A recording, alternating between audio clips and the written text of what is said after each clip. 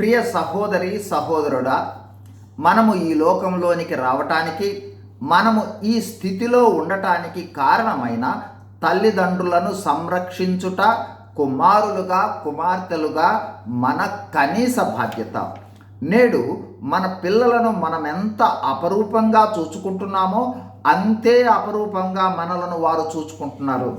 నేడు మన పిల్లల సంతోషాన్నే మన సంతోషంగా ఎలా భావిస్తూ ఉన్నామో ఆ విధంగా మన సంతోషాలు వాళ్ళ సంతోషంగా భావించి పెంచారు. మన పండగలే కాదు, ఎవరి పండుగలైనా సరే ఇతరులను చూచి మనము దిగులు పడకూడదని అందరి పండుగలకు మనకు క్రొత్త దుస్తులు కొనిచ్చారు. మనము ఏ విధంగా మన అవసరాలను త్యాగం చేసుకొని పిల్లల అవసరాలను చూస్తున్నామో అలాగే వారు మన అవసరాలను తీర్చారు. వారి కష్టాలు మనకు తెలియకుండా, వారి కన్నీళ్లు మనకు తెలియకుండా కాయ కష్టాలు చేసి పస్తులుండి దుర్భరమైన దారిద్ర్యాన్ని అనుభవించి కూడా మనలను ఇంత వారిని చేసిన తల్లిదండ్రులు అనేక మంది ఉన్నారు. వారి ప్రేమను త్యాగాన్ని ఎల్లప్పుడూ మరువరాదు.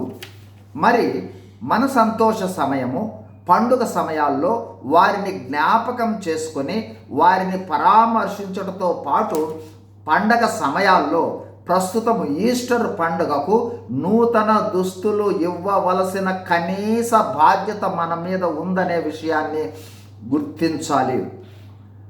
వేరుగా ఆలోచించక వారిని పరామర్శించి వారిని సంతోషపరచుట మన కనీస బాధ్యత. ఈ సమయంలో మనము జ్ఞాపకం చేసుకోవలసిన దేవుని వాక్యం 1 యోహాను పత్రిక 4వ అధ్యాయము 20వ వచనంలో చెప్పినట్లు, తను చూచిన తన సహోదరుని ప్రేమింపని వాడు తాను చూడని దేవుని ప్రేమింపలేడు. అలాగే మనకు కనిపించు మనము చూచుచున్న తల్లిదండ్రులను ప్రేమించకుండా దేవుని ప్రేమింపలేమని అర్థం చేసుకోవచ్చు. కాబట్టి మనము దేవుని ప్రేమించే వారము గనుక మన తల్లిదండ్రులను పరామర్శిద్దాం, వారి అవసరతలలో ఆదుకుందాం. మరి ముఖ్యంగా వారిని జ్ఞాపకం చేసుకుని ఈస్టర్ పండుగకు మనమిచ్చే నూతన దుస్తులతో సంతోషపరుద్దాం. వాళ్లకు లేక అనుకోకండి, మన కృతజ్ఞత మన బాధ్యత. God bless you. Thank you.